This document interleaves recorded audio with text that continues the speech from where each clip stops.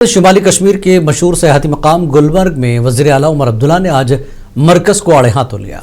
Gulmarg convention centre के इफ्तिताह के मौके पर खिताब करते हुए उन्होंने कहा कि जम्मू कश्मीर में सयाहत को फ़रोग़ देना और मुसलसल बंदिशें साथ साथ नहीं चल सकती।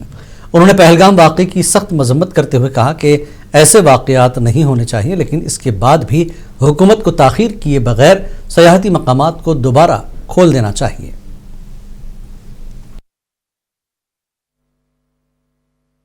बहुत पहले कदम उठाए जाने चाहिए थे।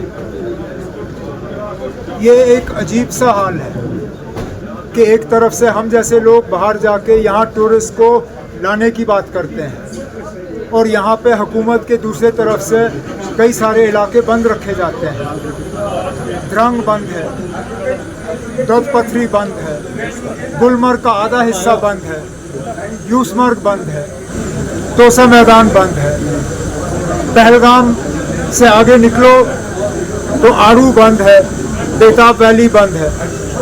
इस तरह या तो फिर हमें कहिए टूरिज्म प्रमोशन ना करें, फिर ठीक है ना, जितना इनका नुकसान है, इनका नुकसान गवर्नमेंट के तरफ से जो है इसका उनको मुआवजा मिलना चाहिए।